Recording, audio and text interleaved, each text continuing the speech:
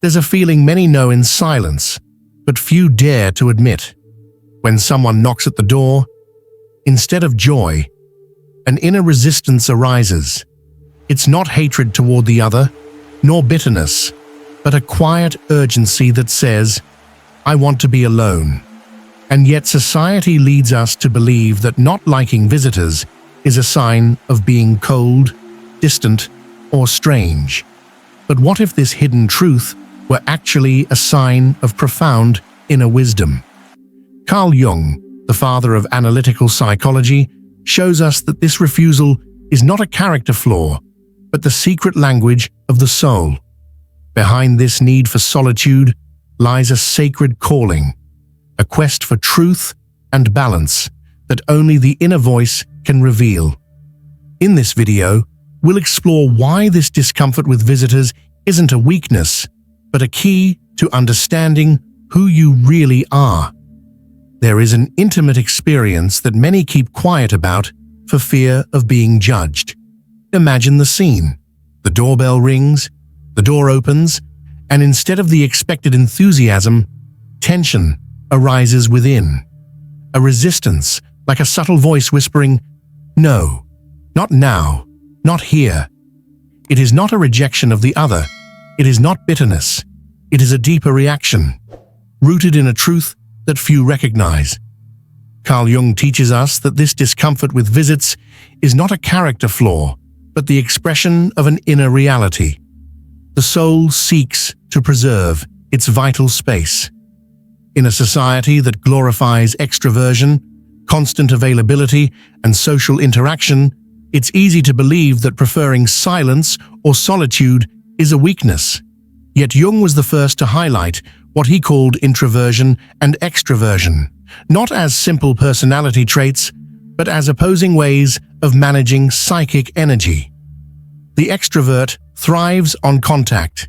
His strength springs from exchanges and external agitation. The introvert finds his breath elsewhere, in calm, in inner space, in silent retreat.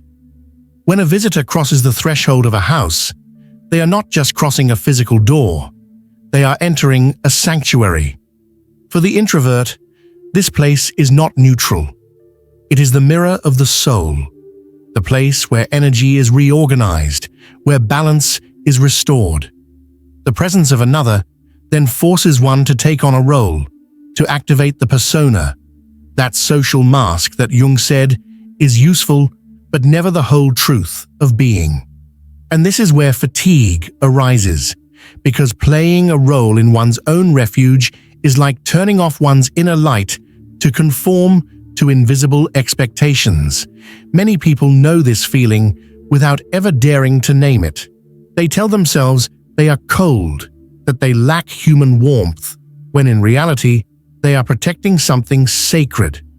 Not liking to receive visitors does not mean rejecting life, but keeping intact that inner place where the soul is recharged. Jung reminded us that solitude is not isolation, but a necessity to listen to what is being said deep within. What if this discomfort were not a flaw, but a discreet sign that your being is seeking to preserve itself, to remain authentic? Have you ever experienced that strange moment when, despite your polite smile, your heart sinks as soon as a guest crosses your threshold? You offer a chair, you make a drink, you strike up a conversation. Everything seems normal on the outside, but inside, a little voice wonders, how long will this last? This paradox is more common than you might think. Jung called it the weight of the persona, the mask we put on to remain socially acceptable. The persona isn't a lie, it's a protection. It allows us to play our role at work, in the family, among friends, but it becomes a burden when it imposes itself even in our own refuge. In your home, you should be free to abandon this mask, lay down your armor, and breathe effortlessly. Yet, as soon as a visitor arrives, everything changes. You watch your words, you adjust your tone of voice, you wonder if the light is too strong or too dim. if your interior seems welcoming, if your attitude seems kind enough. And little by little, this place that should recharge you becomes a theater where you play an imposed role. It's not coldness, it's a subtle exhaustion, a waste of psychic energy. Jung explained that every social interaction costs us, and that some people expend much more than others in this simple act of appearing. This is why, after the visitors have left, you sometimes feel an immense relief, as if an invisible weight has evaporated. It's not ingratitude, but a liberation, a return to yourself. Society has trained us to believe that we must always smile, always be open, always be available. Yet this conditioning stifles authenticity. What you feel in these moments is not a weakness, but a sign that your soul is demanding its space. The social mask is only a small part of you. It is not your deepest truth. And every time you give in to this image at the expense of your inner silence, a part of you withdraws a little more. Carl Jung said, "When we mistake the mask for the true self, the soul begins to weep." This is why it is so important to understand this discomfort. It is not a rejection of the world, but a call to be faithful to your inner self. Behind every forced smile may lie a silent request to find the peace of your own silence. There are times when the mere presence of a visitor provokes a discomfort that's hard to explain. It's not so much what they say or do, but what they awaken in you. Carl Jung called this the shadow, that hidden part of ourselves that contains everything we've repressed, forgotten, or deemed too painful to face. The shadow is not only made up of wounds and fears, it also carries truths we haven't yet dared to embrace. And often, the visit of another acts like a mirror that awakens these dark areas. A random word, a particular tone of voice, a habit of the other, and suddenly, something awakens in you. An irritation you can't explain, a sudden fatigue, a feeling of disproportionate disturbance.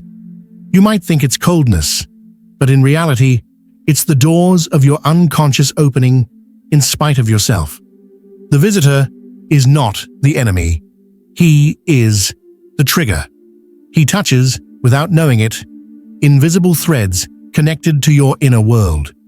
Jung said, "What you do not make conscious will return to your life as destiny." This discomfort with visits may be one of these manifestations. It is not the other that you are rejecting.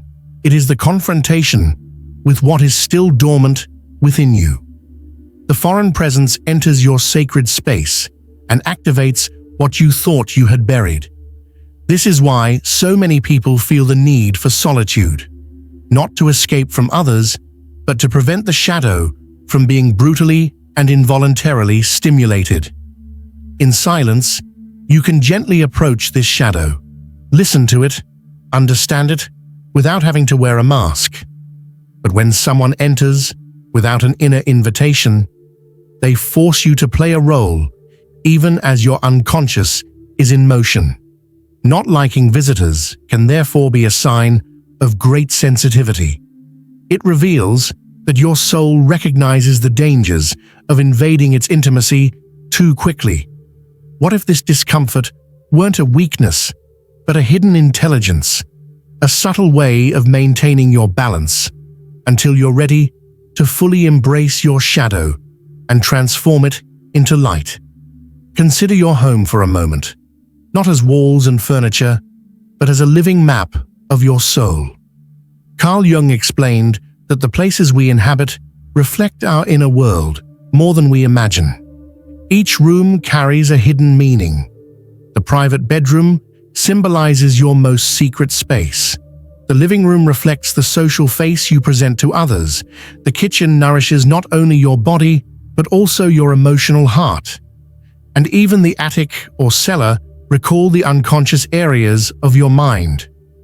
The front door, meanwhile, is that fragile border between your inner universe and the outside world. So, What happens when someone crosses that threshold? It's not just a physical presence. This person brings with them their energy, their history, their sometimes invisible tensions. For the sensitive soul, each visit becomes a subtle intrusion that disrupts the balance of the place. It's not the noise or the conversation per se that tires, it's the fact that the atmosphere changes, that your sacred space takes on a vibration that isn't yours. Imagine a temple where incense burns gently, where silence is a prayer. If someone enters abruptly, even with good intentions, the fragile harmony is broken. Your home functions the same way. It is that inner sanctuary where your deepest being finds refuge. This is why simply welcoming someone can require a great expenditure of psychic energy. You must adjust your behavior, maintain an image, sometimes even rearrange the space, and all of this drains your balance. Many feel guilty about experiencing this discomfort. They think they lack hospitality or human warmth. But Jung saw it differently. Protecting your space is protecting your soul. It's not about rejecting others, but about recognizing that your inner world needs silence to regenerate. If you feel oppressed by a visitor, it's not a sign of weakness, but an inner warning. Your sanctuary isn't ready to welcome you. Your home is a mirror of your inner state. If you feel at peace there, it means your innermost being is aligned. But if every visit exhausts you or breaks your calm, it reveals that your soul still needs time to grow. And no one but you can give you that time. There comes a time when the need for solitude ceases to be a simple choice and becomes a stage of inner growth. Carl Jung called this the process of individuation, the path by which each person learns to become who they truly are, beyond social expectations, imposed roles, and inherited masks. When you refuse certain visitors or feel the need to close your door, it's not an escape. It's often a sign that your soul is demanding space to grow. In a culture that values busyness, constant availability, and multiple relationships, saying no to a visit may seem strange, almost rebellious. Yet, it is an act of loyalty to yourself. You did not come into this world to be the image others want of you. You came to embody your essence, in its light and its shadow. And this essence is not revealed in noise, but in silence. Jung explained that individuation requires courage, the courage to listen to your inner voice, even when it contradicts the norms. Closing the door on a visitor sometimes means opening a wider door, that of your own inner world.